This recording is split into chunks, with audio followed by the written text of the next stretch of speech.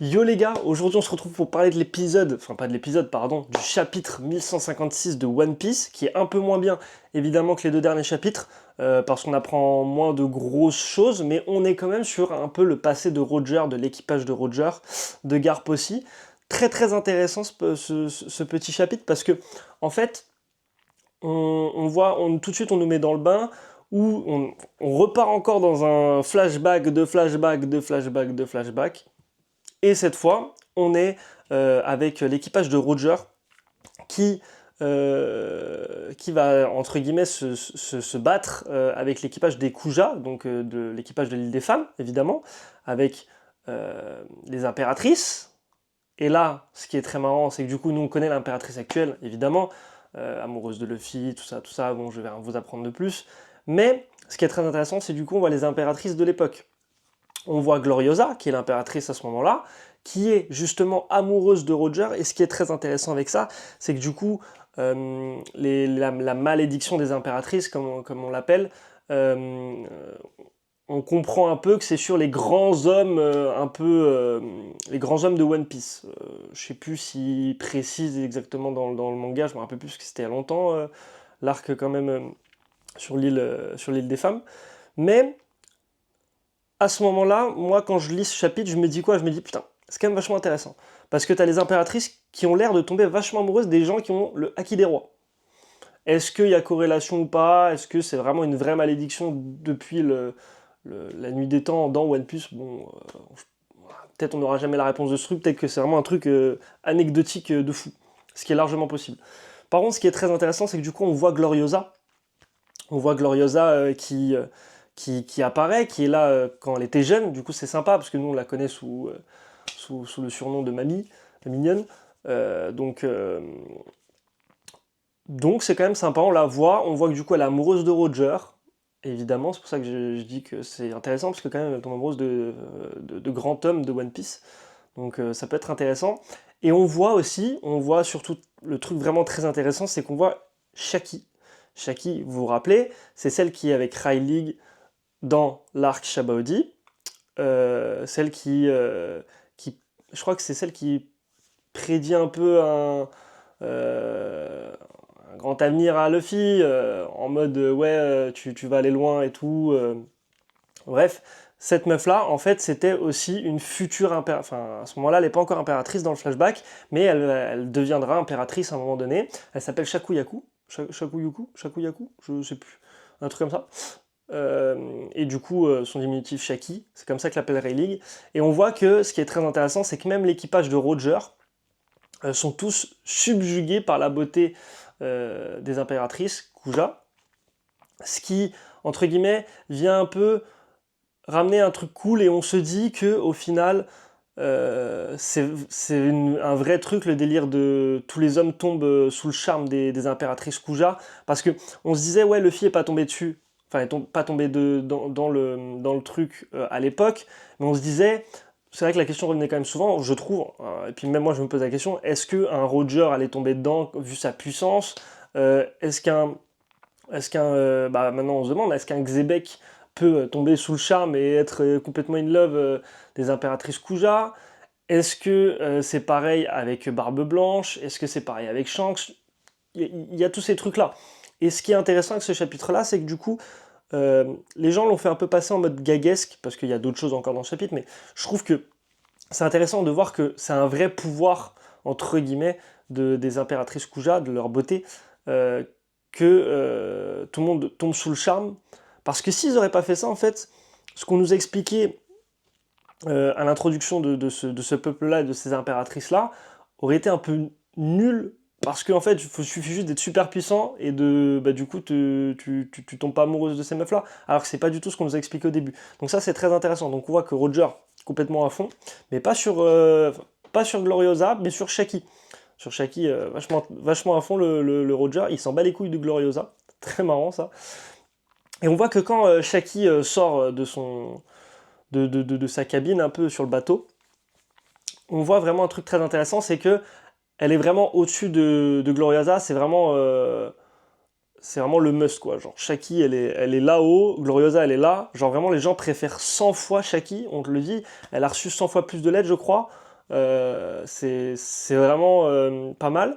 Ce qui est un truc très intéressant, j'ai vu cette théorie passer aussi sur Twitter, très très intéressant, c'est que la personne qui ramène les lettres à Shaki, je crois, ou à Gloriosa, je sais plus, il y a des gens qui disent que ça pourrait être la mère de Luffy, en sachant que du coup, parce que ce serait une future impératrice elle aussi, on voit on voit trois impératrices qui ont été dans l'univers de One Piece à ce moment-là, sur ce flashback-là, et on nous dit que c'est une future impératrice, et on sait que justement, Dragon apparemment, enfin pas apparemment, Dragon est très tourné sur son objectif, l'armée révolutionnaire, etc., faire tomber le gouvernement mondial, et on se dit que c'est possible que la seule personne qui ait pu détourner Dragon de son objectif pour lui faire un enfant, ce soit une impératrice Kuja, potentiellement.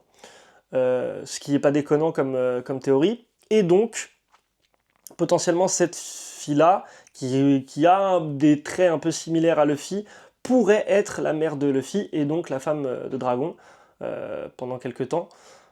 Cette théorie peut être très intéressante, on essaiera de creuser ça un peu, peut-être on en fera une vidéo, dites-moi en commentaire si vous voulez que je vous fasse une vidéo de ça un peu, on verra à ce moment-là.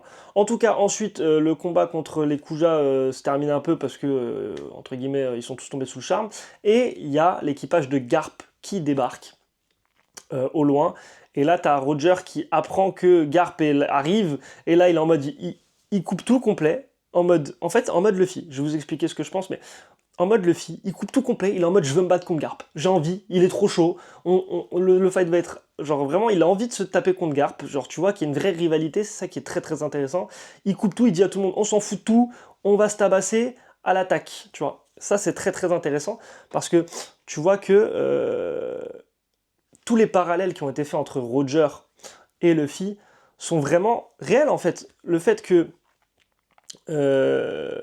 Roger soit un peu tourné en mode gaguesque, c'est complètement corrélé avec les propos qu'on a eus depuis le début du manga.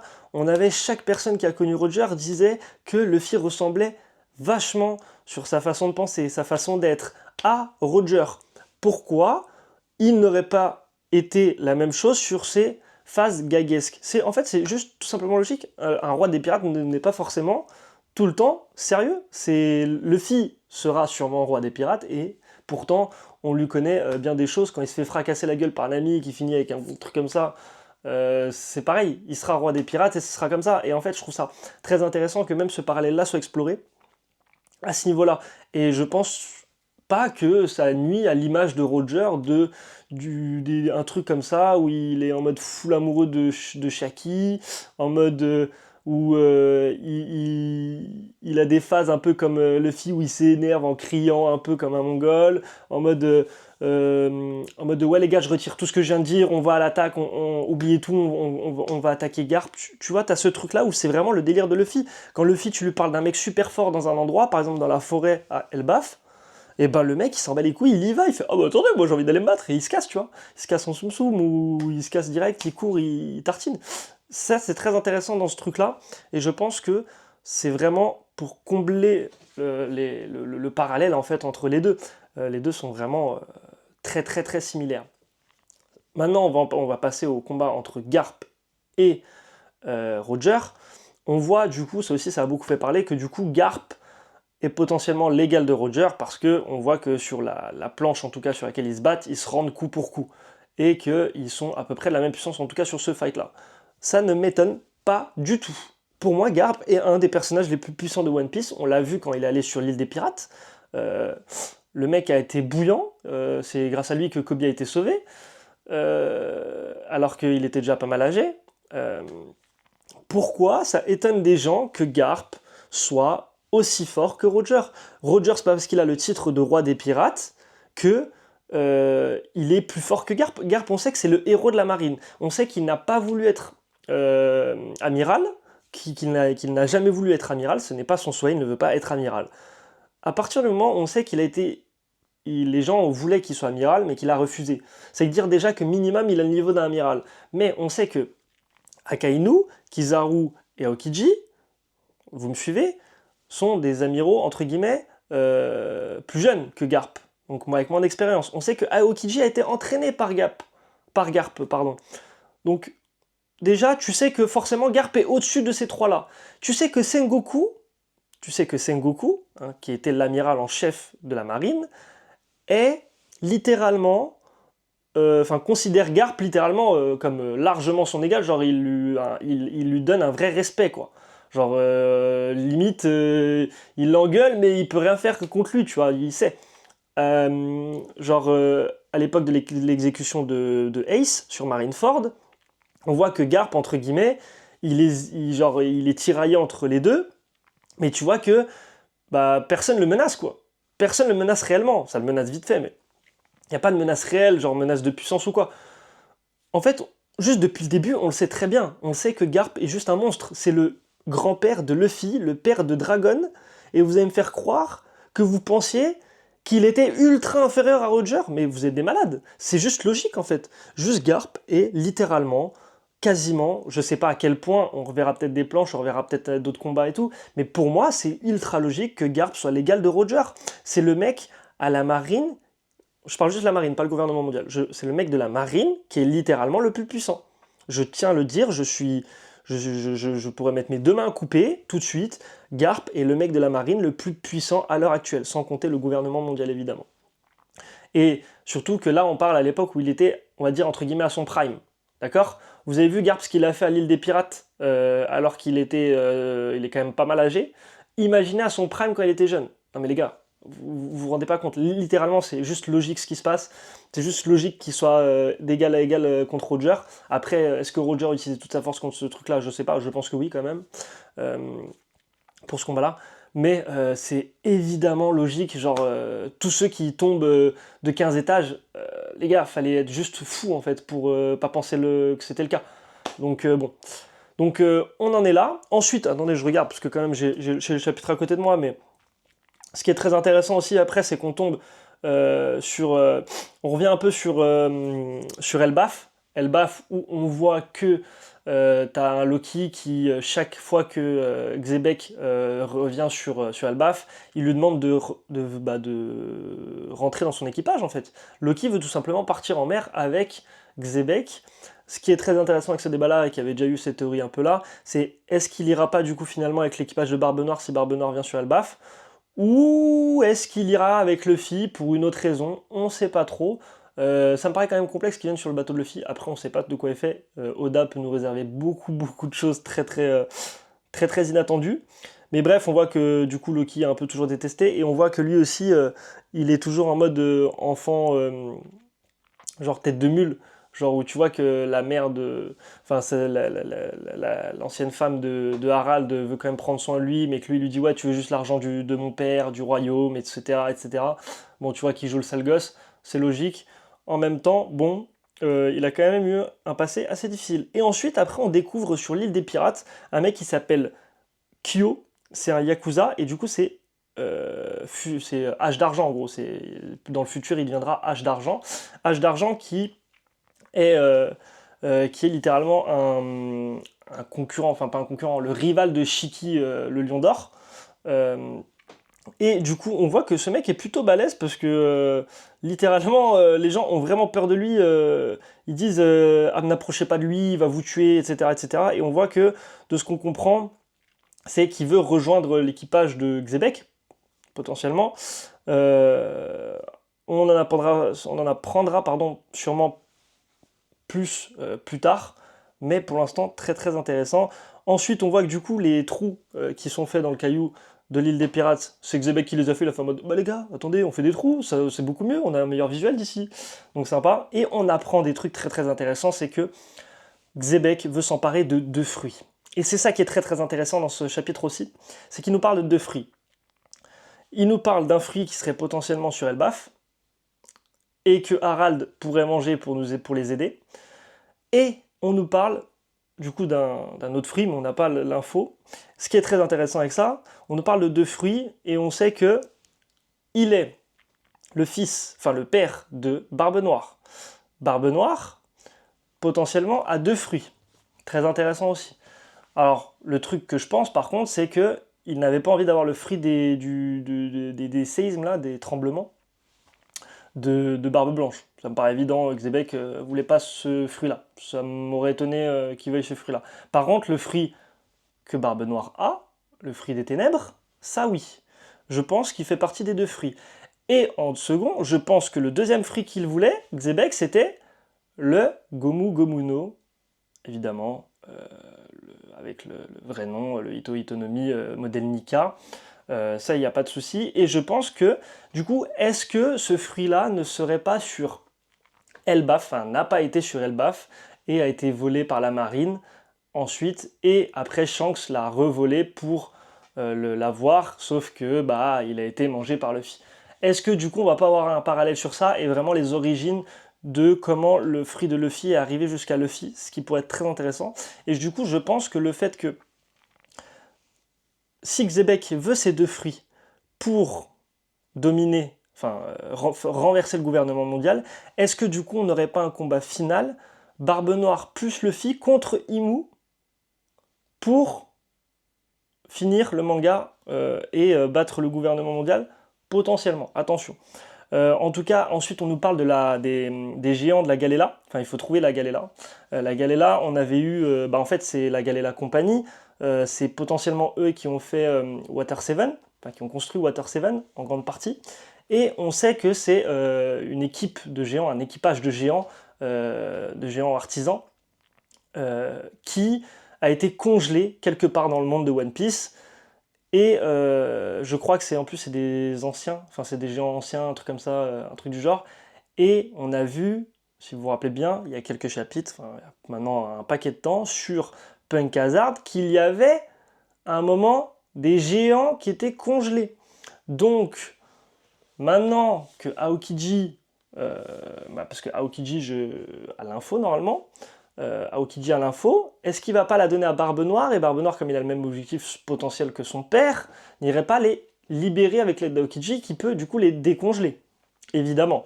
Donc on voit que tout ce plan-là, en fait j'ai l'impression que tout ce chapitre-là, tous les flashbacks qu'on a depuis le début sur Elbaf, nous mènent à comment le plan est construit pour renverser le gouvernement mondial, et du coup ça va nous évitera de nous réexpliquer comment Barbe Noire, enfin quel est le plan de Barbe Noire. En fait là on nous explique le plan de Xebec est devenu le plan de Barbe Noire.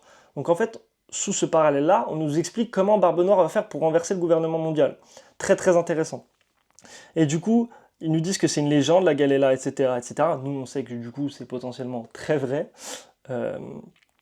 Et on voit Kaido qui parle de forcer Harald à les écouter. Et évidemment, tu vois quand même que Xebec, attention, on voit que c'est pas non plus un tyran ou un mec qui n'a pas de principes et de valeurs.